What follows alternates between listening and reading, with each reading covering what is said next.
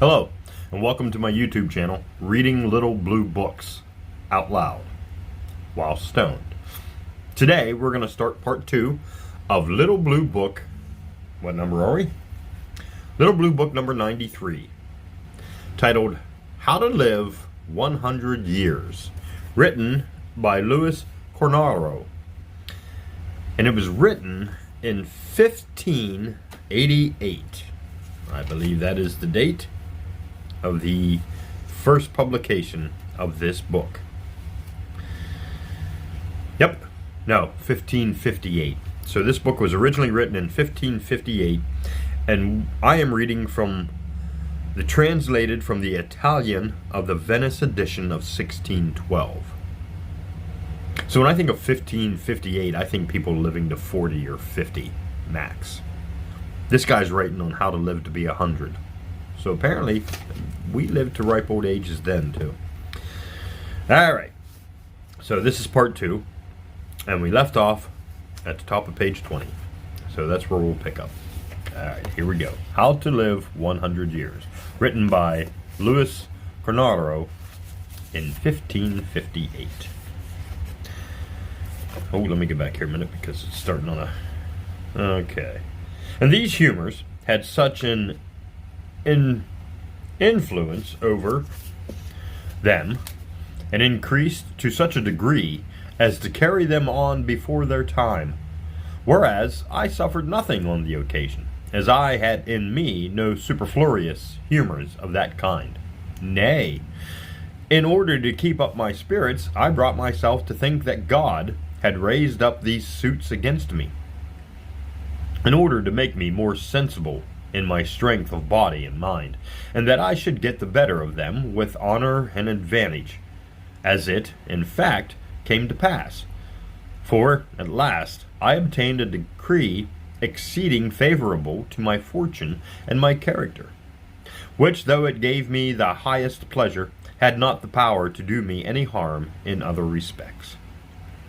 Thus, it is plain that neither melancholy nor any other affection of the mind can hurt bodies governed with temperance and regularity. But I must go a step further, and say that even misfortunes themselves can do but very little mischief, or cause but very little pain to such bodies, and that this is true. I have myself experienced at the age of 70. I happened, as is often the case, to be in a coach, which, going at a pretty smart rate, was overset, and in that condition drawn a considerable way by the horses, before means could be found to stop them, whence I received so many shocks and bruises, that I was taken out with my head and all the rest of my body terribly battered, and in a dislocated leg and arm, When I was brought home, the family immediately sent for the physicians, who, on their arrival, seeing me in so bad a plight, concluded that within 3 days I should die. Wow.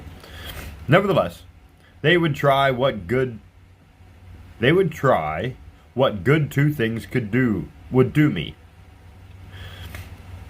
and thereby prevent my humors altering, as they every moment expected, to such a degree as to ferment greatly and bring on a high fever. But I, on the contrary, who knew that the sober life I had led for many years past had so well united, harmonized, and disposed my humors as not to leave it in their power to ferment to such a degree, refused to be either bled or purged. I just caused my leg and arm to be set, and suffered myself to be rubbed with some oils, which they said were proper on this occasion. Thus, without using any other kind of remedy, I recovered, as I thought I should, without feeling the least alteration in myself, or any other bad effects from the incident, a thing which appeared miraculous even in the eyes of the physicians.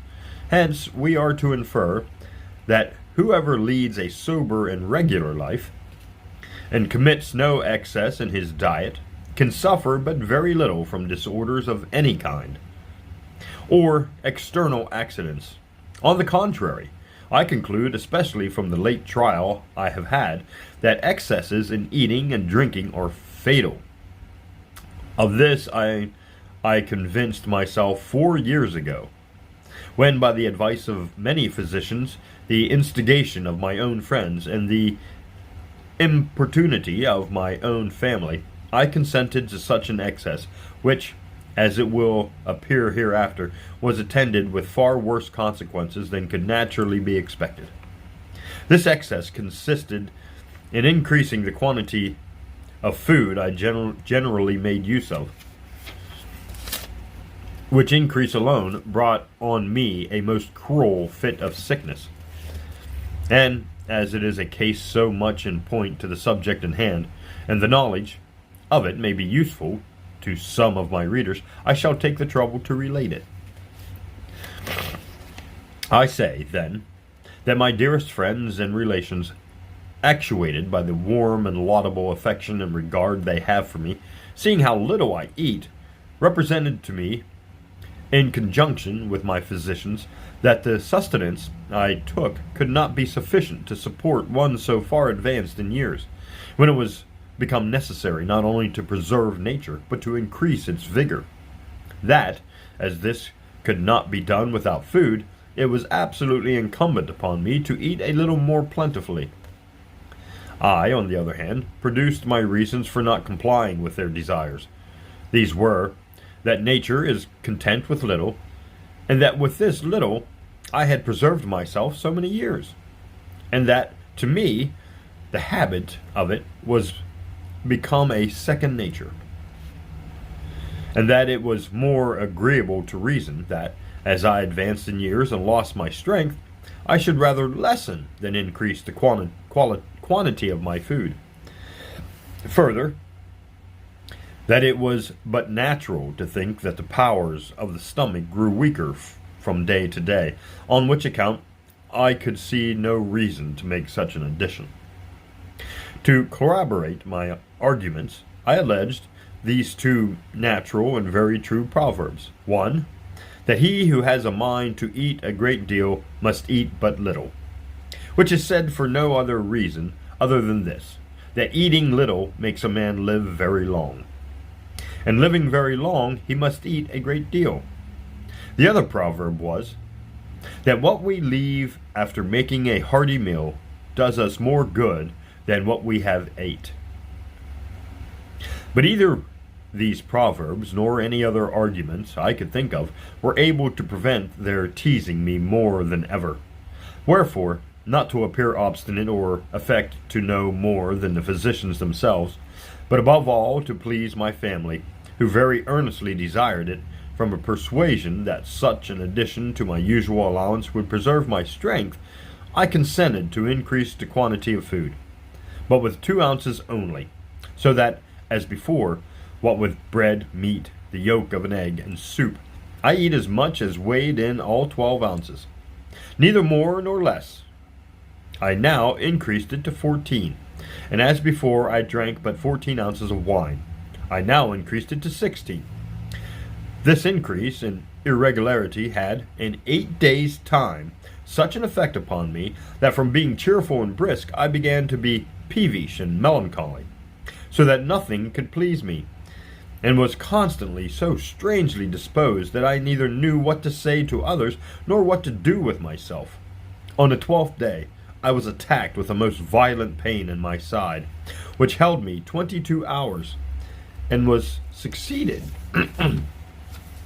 by a terrible fever, which continued 35 days, and as many nights, without giving me a moment's respite, though, to say the truth, it began to abate gradually on the 15th, but notwithstanding such abatement, I could not, during the whole time, sleep half a quarter of an hour together, insomuch that everyone looked upon me as a dead man. But, God be praised, I recovered merely by my former regular course of life, though then in my 78th year, and in the coldest season of a very cold year, am reduced to a mere skeleton. And I am positive that it was the great regularity I had observed for so many years, and that only which rescued me from the jaws of death. And all that time I never knew what sickness was, unless I may call by that name some slight indispositions of a day or two's continuance. The regular life I had led, as I have already taken notice, for so many years,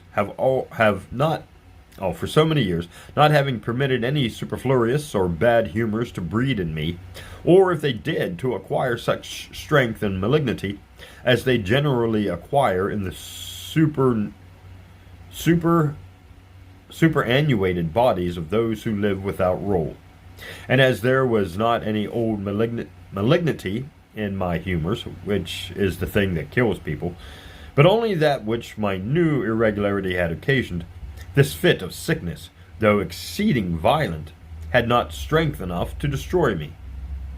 This it was, and nothing else, that saved my life, whence may be gathered how great is the power and efficacy of regularity, and how great likewise is that of irregularity, which in a few days could bring on me so terrible a fit of sickness, just as regularity had preserved me in health for so many years.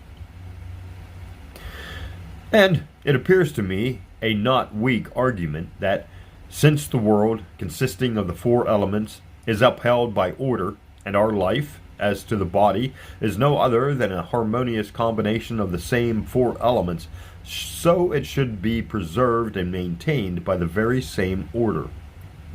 And, on the other hand, it must be worn out by sickness, or destroyed by death, which are produced by the contrary effects. By order, the arts are more easily learned. By order, armies are rendered victorious. By order, in a word, families, cities, and even states are maintained.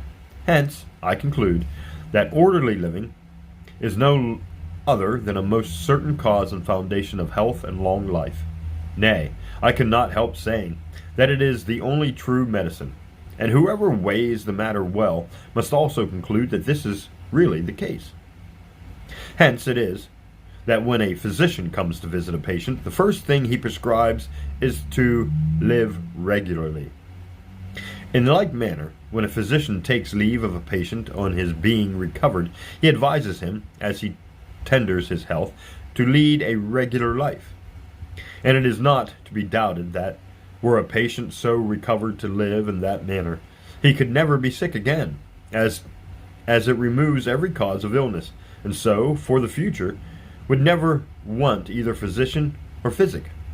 Nay, by attending duly to what I have said, he would become his own physician, and indeed the best he could have, since in fact no man can be a perfect physician to any other but himself.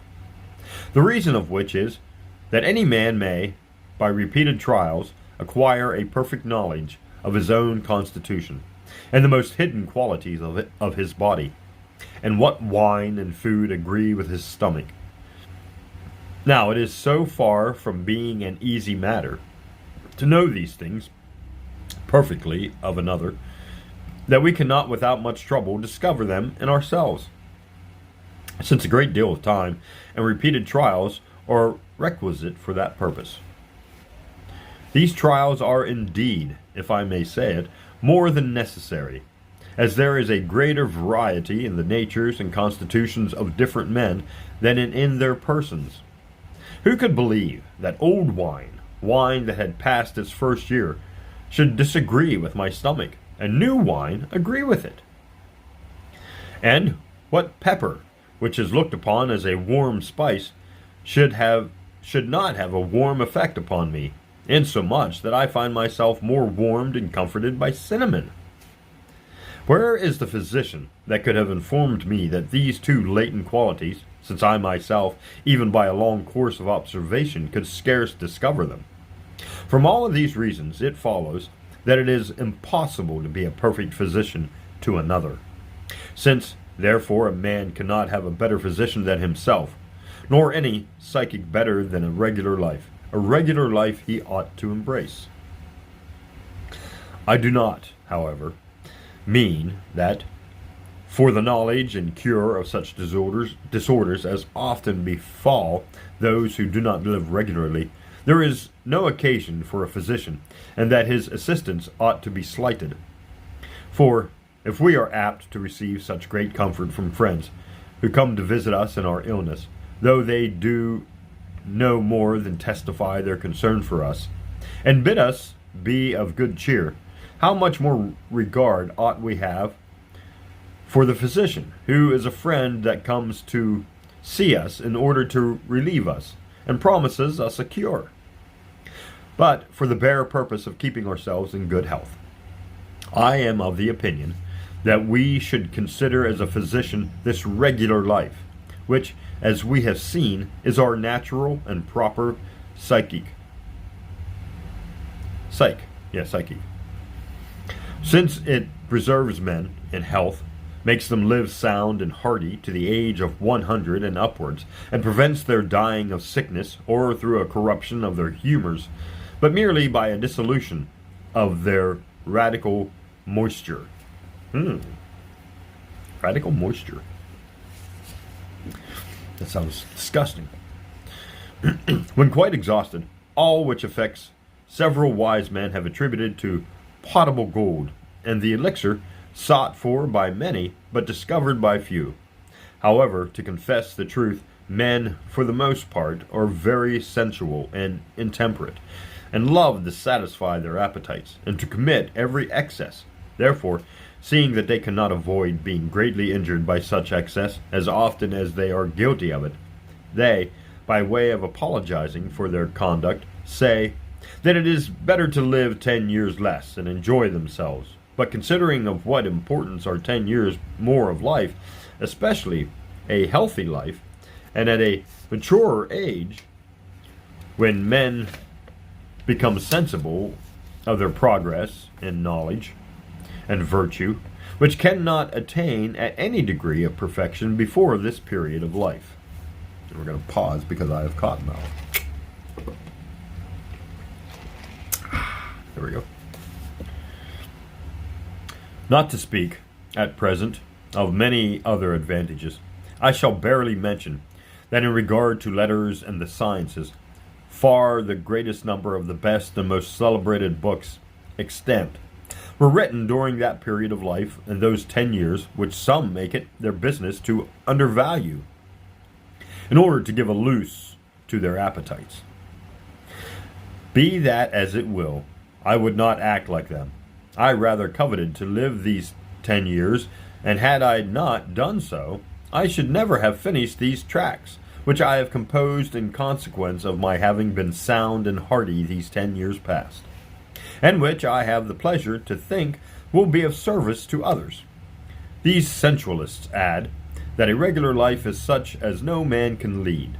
To this I answer, Galen, who was so great a physician, led such a life, and chose it as the best psychic. The same did Plato, Cicero, Isocrates, and many other great men of former times, whom, not to tire the reader, I shall forbear naming. And in our own days, Pope Paul Francis led it, and Cardinal Bembo, and it was for that reason they lived so long. Likewise our two doges, Lando and Danto, besides many others of meaner condition, and those who lived not only in cities but also in different parts of the country, who all found great benefit by conforming to this regularity. Therefore, since many have led this life, and many actually lead it, it is not such a life, but that every one may conform to it, and that more so, as no great difficulty attends it, nothing indeed being requisite, but to begin in good earnest, as the above-mentioned Cicero affirms, that all those who now live in this manner. Plato, you will say, though he himself lived very regularly, affirms, notwithstanding, that in republics men cannot do so, being often obliged to expose themselves to heat, cold, and several other kinds of hardship, and other things, which are all so many disorders, and incompatible with a regular life. I answer, as I have already tended, with any bad consequence or which affect either health or life, when the man who undergoes them observes the rules of sobriety and commits no excess in the 2 points concerning diet, which a republican may very well avoid. Nay, it is requisite he should avoid, because by doing so he may be sure either to escape those disorders, which otherwise it would have no easy matter for him to escape, while exposed to these hardships, or, in case he could not escape them, he may more easily and speedily prevent their bad effects. Here it may be objected, and some actually object, that he who leads a regular life, having constantly, when well, made use of food fit for the sick and in some quantities, has no resource left in case of illness. To this I might, in the first place, answer that nature, desirous to preserve man in good health as long as possible, informs him herself how he is to act in time of illness. For she immediately deprives him, when sick, of his appetite, in order that he may eat but little, because nature, as I have said already, is satisfied with little. Wherefore it is requisite that a man, when sick, whether he has been a regular or irregular liver, should use no means but such as are suited to his disorder, and of these even in a much smaller quantity than he was wont to do when in health. For were he to eat as much as he used to do, he would die by it, because it would be only adding to the burden with which nature was already oppressed. By giving her a greater quantity of food than she can in such circumstances support, and this, I imagine, would be a sufficient caution to any sick person. But, independent of all this, I might answer some others, and still better, that whoever leads a regular life cannot be sick, or, at least, but seldom, and for a short time, because by living regularly he extirpates every seed of sickness, and thus, by removing the cause, prevents the effect. So that he, who pursues a regular course of life, need not be apprehensive of illness, as he need not be afraid of the effect, who has guarded against the cause. Since it therefore appears that a regular life is so profitable and virtuous, so lovely and so holy, it ought to be universally followed and embraced. And the more so, as it does not clash with the means or duties of any station, but is easy to all. Because to lead it, a man need not tie himself down to eat so little as I do, or not to eat fruit, fish, and other things of that kind, from which I abstain, who eat little, because it is sufficient for my puny and weak stomach, and fruit, fish, and other things of that kind disagree with me, which is my reason for not touching them. Those, however, with whom such things agree, may and ought to eat of them, since they are not by any means forbid the use of such substances. But then both they and all others are forbid to eat a greater quantity of any kind of food, even of that which agrees with them, than what their stomachs can easily digest. The same is to be understood of drink.